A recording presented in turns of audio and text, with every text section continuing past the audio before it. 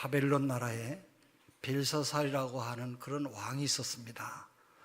어느 날 벨사살 왕은 바벨론 나라를 이끌어가는 장군과 군인을 비롯한 각계각층의 지도자 1000명의 사람들을 불러다가 큰 잔치를 베풀면서 맛있는 음식인 진수성찬을 차려놓고 술을 부어 마시면서 저들이 만든 우상을 모두가 다 찬양했습니다. 그때 술을 마신 그릇은 선민 이스라엘 국가를 쳐들어갔을 때 성전에서 탈취해온 금과 은그릇이었습니다.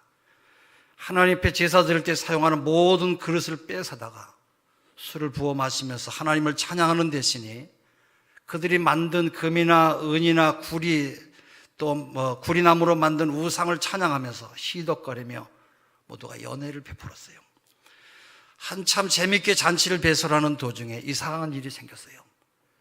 연회장 한쪽 벽에 손가락이 나타나는데 무엇인가 커다랗게 글씨를 쓰는 것이에요. 이쪽 벽에다 쓴다고 하면 메네메네 데겔 우바르신 커다란 글씨로 쓰였어요.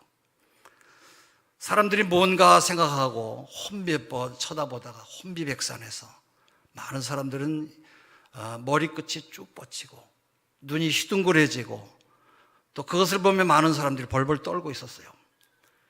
이때 이것을 보고 있었던 벨사살 왕도 혼비백산해서 얼굴이 하얗게 변했고 거기에 있었던 모든 문무관 백관들도 모두가 벌벌벌 떨고 있었습니다만은 그러나 메네메네 데겔 우바르신이라고 하는 그 글을 해석할 사람이 아무도 없었어요. 그때 벨사살 왕이 다니엘이라고 하는 사람을 불러다가 물어보면 알 수 있을 것이라고 조언을 했어요. 이때 벨사살 왕이 선지자 다니엘 선지자를 불러서 말합니다. 내가 네게 다하여 들은즉 너는 해석을 잘하고 의문을 푼다 하도다.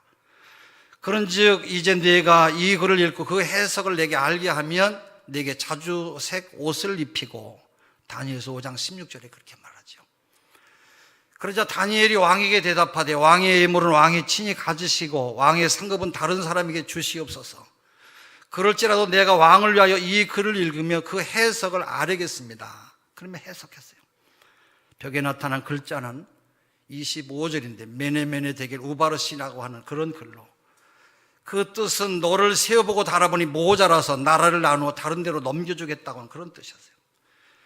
하나님께서 왕을 세어보고 달아보니까 합당하지 못해서 버림바가 되었다는 것이에요. 벨사살 왕에 붙인 느부갓네살 왕도 마음이 교만해지고 생각이 강팍해지니까 하나님께서 또 그를 징계하셨어요. 하나님께서 느부갓네살 왕을 치니까 높아진 마음은 들짐승의 마음으로 변해서 미쳐 돌아다니게 했고 또 왕의 자리를 낮추어서 들짐승의 자리로 떨어지게 했어요. 왕궁의 산의 진미를 먹던 왕이 들풀을 뜯어먹게 되었고 왕궁의 호화로운 상하 침대에서 잠을 잤던 느부갓네살 왕이 비와 이슬이 내리는 들판에 내쫓겨서 거기서 살게 되었어요. 왕관을 썼던 왕의 머리는 미쳐서 돌아다니게 되니까 그만 독수리 머리처럼 됐어요. 하나님 앞에 교만하여 멸망하니까 이렇게 비참한 존재가 되고 만 것입니다. 그러나 그의 아들 벨사살 왕은 그런 사실을 친히 보고 알면서도 겸손할 줄 모르고 향락에 도취될 뿐만 아니라 하나님의 거룩한 성전 기명을 가져다가 술을 부어 마시면서 하나님을 모독했던 것이에요. 바로 그날 밤에 다리오 왕이 인솔하는 메덴 나라 군사들이 쳐들어와서 벨사살 왕과 모든 장관들과 장군들이 칼에 찔려 죽임을 당했고 또 그들 모두가 다 포로로 잡혀가는 그런 신세가 되고 말았어요. 여러분 그날 밤에 이 비극을 여러분이 한번 상상해 보세요. 화려한 대리석 궁궐에서 산의 진미와 좋은 술을 마시며 모두가 다 좋다고 시닥거리며 연애하던 자리에 비참한 비극의 자리로 바뀌게 됐어요. 황금 초롱불에는 칼날의 빛이 번쩍였고 검푸른 유리잔과 같은 대리석 바닥에는 붉은 피로 물들게 됐어요. 흥겨웠던 노랫소리는 비명과 신음소리로 애원과 후의 절규소리로 변하고 말았어요. 하나님의 저울에 달려서도 모자라서 버림받게 되니까 이처럼 모두가 비참한 그런 운명이 되고 마른 것입니다. 하나님은 오래 참으시긴 하지만은 언제까지 무한히 참으시는 그런 분은 아니세요. 무화과나무도 3년 동안이나 기다려도 열매를 맺지 못하니까 하나님께서 찍어버리겠다고 말씀하셨어요. 하나님은 지금도 우리의 일상생활의 행동 하나하나를 다 달아보고 계세요. 여러분 개인을 달아보시고 여러분의 가정을 달아보시고 또 우리의 국가를 달아보고 계세요. 하나님이 원하시는 최소한의 정량이라도 채우지 아니하면 하나님의 징계와 심판이 우리에게 내려올 것이에요. 하나님께서 죄악을 쌓아놓고 어느 정도 정량을 채우면 징계와 심판이 내려온다, 그런 말씀이에요.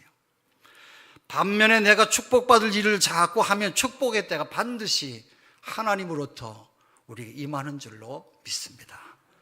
본인 당대에 받지 못하면 자손대에 가서라도 반드시 거두는 때가 오고야 말 것이에요. 우리가 하나님께 드리는 기도도 마찬가지예요.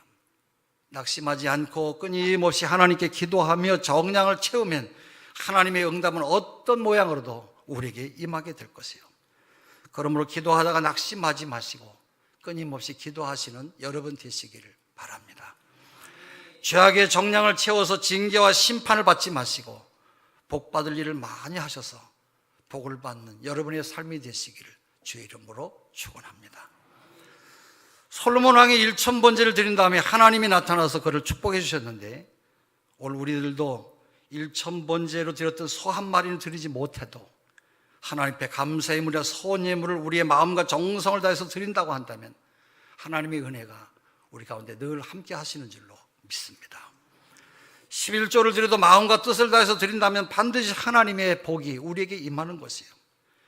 기도를 해도 어떤 시간을 정해놓고 1000번만 간절히 기도해야 될 그런 마음을 먹는다고 한다면 아마 1000번제가 여러분에게 도달하기 전에 하나님께서 여러분의 삶에 은혜를 나려 주실 것이에요. 오늘도 벨사살 왕이 멸망당한 원인을 찾아보면서 함께 은혜를 받으려고 그래요. 그는 거룩한 것을 모독하다가 그만 멸망당하고 말았어요. 일찍이 거룩한 것을 욕되게 하며 멸망하지 않는 개인과 국가는 없어요. 벨사살 왕은 예루살렘 성전에서 하나님께 예배드릴 때 사용했던 금, 은 기병들을 가져다가 술을 부어 마시면서 하나님 대신에 자기들이 만든 금, 은, 동철로 만든 우상들을 모두 다 찬양하며 우상들을 높였어요. 우상 숭배도 아주 무서운 죄악인데 하물며 거룩한 하나님의 성전에서 사용하는 그릇으로 하나님 앞에 그 금, 은 그릇에 술을 부어 마시며 우상을 찬양하니까 하나님의 분노가 얼마나 크게 임했겠어요.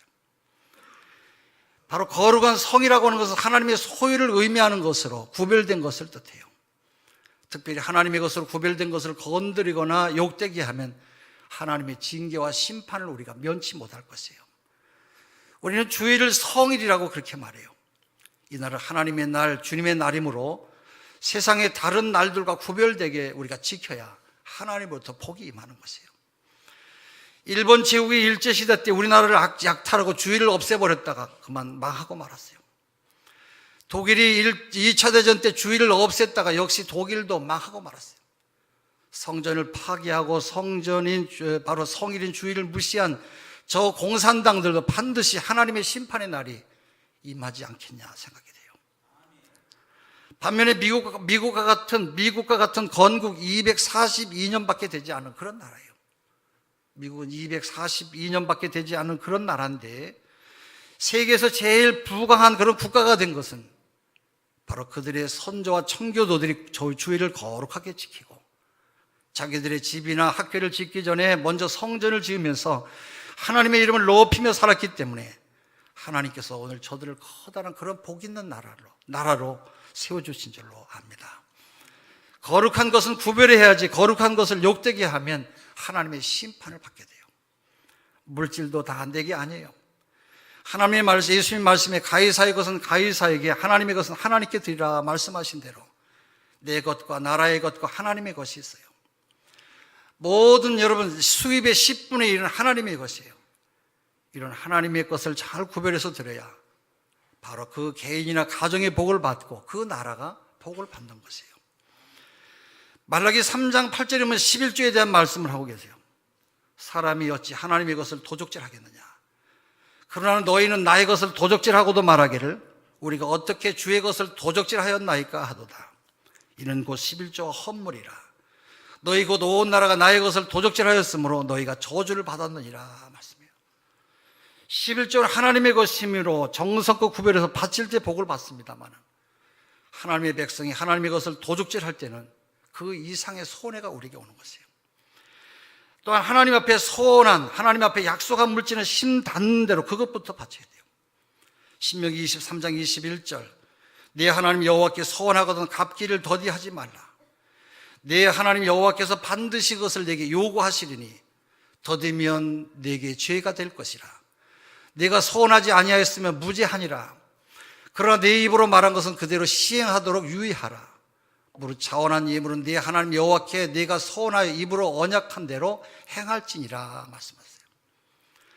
또한 성전에 헌금으로 드린 물질이나 교회와 비품은 성별된 것이기 때문에 이것을 내가 사사로이 갖다가 쓰거나 오용하면 반드시 하나님의 징계와 심판이 임하는 것이에요. 사람도 하나님 앞에 구별된 사람이 있어요. 옛날 선지자나 예언자나 제사장은 하나님께서 성별한 사람이기 때문에 하나님의 종을 헐뜯고 괴롭히면 반드시 하나님께서 징계하시는 것을 볼 수가 있어요. 그러나 거룩한 것을 존중하게 여기면 하나님께서 그를 복을 나려주시죠. 제사장 엘리와 그의 아들들이 제물을 욕되게 하고 성전을 더럽히다가 모두가 다 심판을 받았어요. 그때 하나님께서 말씀하시기를 나를 존중히 여기는 자를 내가 존중히 여기고 나를 멸시하는 자를 내가 경멸히 여기라 말씀하셨어요. 우리는 거룩한 것을 거룩하게 구별할 줄 알아야 돼요. 또 하나님의 경고를 무시하다가 멸망당한 사람들도 많이 있어요. 국가도 있어요. 6.25 전쟁 때 미군 비행기가 폭격할 때는 반드시 한두 바퀴 돌면서 경고한 다음에 폭격을 했다는 거예요. 하나님께서 우리를 징계하실 때 단번에 징계와 심판을 내리지 않으세요. 먼저 양심의 음성을 통해서 또 주의 종들의 예배와 설교를 통해서 또 주변 환경을 통해서 경고하신 다음에 바로 징계가 임하는 것이에요. 그런 때 하나님의 경고를 듣고도 회개하지 아니면 무서운 징계를 내리시는 것이에요. 그러나 하나님의 경고를 듣고도 즉시 회개하고 돌이키면 심판을 면하고 도리어 하나님의 긍휼하신 은혜를 우리에게 나리워 주시는 것입니다. 벨사살 왕은 그의 부친이 교만하다가 멸망한 것을 알고도 정신 차리지 않고 교만하다가 그는 그만 겸손할 줄 몰라서 멸망하고 말았어요. 역대하 36장 15절에 그 조상들이 하나님 여호와께서 그의 백성과 그의 거하시는 것을 아끼사 부지런히 그의 사신들을 그 백성에게 보내어 이르셨으나 그 백성이 하나님의 사신들을 비웃고 그의 말씀을 멸시하며 그의 선지자를 욕하여 여호와의 진노를 그 백성에게 미치게 하여 회복할 수 없게 하셨으므로 하나님이 갈대 왕의 손에 그들을 다 붙이시매 그랬어요. 하나님께서 그들을 다 붙이셔서 비참하게 멸망했다고 하는 그런 말씀이 나와요. 하나님의 경고를 무시하면 심판이고 경고를 듣고 돌이키면 구원과 복을 받는 것이에요. 여러분, 하나님께서 선택하신 자녀들로 주의 종의 말씀을 통해서 양심을 통해서 환경을 통해서 경고가 오는데도 계속해서 강팍한 그런 죄를 짓는 사람, 혹시 그런 사람은 없습니까? 여러분, 하나님 앞에 우리의 삶을 늘 드리는 그런 마음과 중심을 드리는 하나님의 사람들이 되시기를 바랍니다. 여러분은 지금도 여러분에게 전하는 주의 말씀을 보통으로 듣지 마세요. 그걸 무시하면 만회할 수 없는 치명적인 심판을 내가 받을지도 모르겠어요. 그러나 우리가 회개하면 구원과 축복을 받아요. 그러나 바로 이 느부갓네살 왕은 교만하다가 듣지 않고 멸망하고 말았어요. 느부갓네살 왕도 그 아들 벨사살 왕도 모두가 다 교만하다가 망하고 말았어요. 천하에 자기가 제일하고 교만하다가 그들은 다 끝나고 말았어요. 나밖에 없다, 나뿐이라고 하는 이런 마음을 가지면 안 돼요. 내가 죄이라고 하는 그런 교만한 마음을 버리고 겸손한 마음으로 낮아지고 남을 나보다 더 낮게 여기는 그런 섬김의 사람들이 되시기를 바랍니다. 우리가 잘났으면 또 얼마나 잘났겠어요. 근데 보면 잘났다고 떠드는 사람이 있어요. 하는 일도 별로 없으면서 계속해서 교회를 여러 가지로 괴롭히고 힘들게 하고, 하나님은 항상 자기의 부족함과 무능력과 연약함을 깨닫고 겸손한 사람을 끊임없이 축복해 주시고 그의 삶을 보장해 주시는 것을 믿으시기를 바랍니다. 야고보서 4장 6절, 하나님은 교만한 자를 물리치시고 겸손한 자에게 은혜를 주신다 말씀이에요.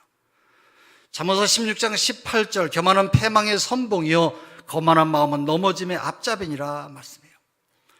우시야 왕도 처음에는 겸손했습니다만 나라가 부강해지니까 하나님의 은혜를 잊어버리고 교만해져서 그는 그만 문둥병에 걸리고 말았어요.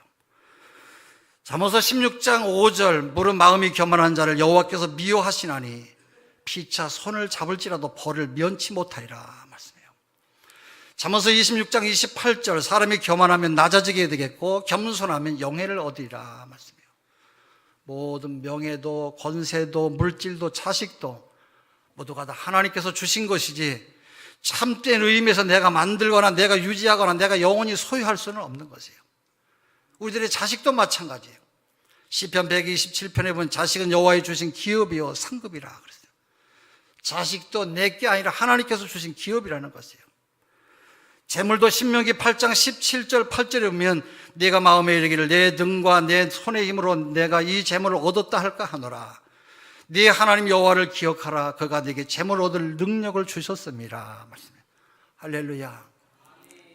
여러분 무슨 권세를 가지셨습니까?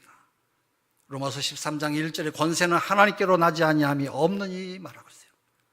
권세는 우리 하나님께서 다 주신 것이래요. 고린도후서 3장 5절 우리가 무슨 일이든지 우리에게서 난 것 같이 생각하여 스스로 만족할 것이 아니니 우리의 만족은 오직 하나님께로 났느니라 말씀해요. 벨사살 왕이 멸망당한 것은 거룩한 것을 욕되게 하다가 그만 멸망당하고 말았어요. 하나님께서 경고를 주셨는데도 경고를 무시하고 계속해서 제 고집을 피우고 교만하다가 멸망당하고 만 것이에요. 하나님께서 매일같이 우리의 중심을 저울에 달아보시고 계심을 깨달으시고 하나님의 저울에 날마다 하나님 마음의 기쁨을 채우시는 복의 사람들이 되시기를 주의 이름으로 축원합니다. 기도하겠습니다. 하나님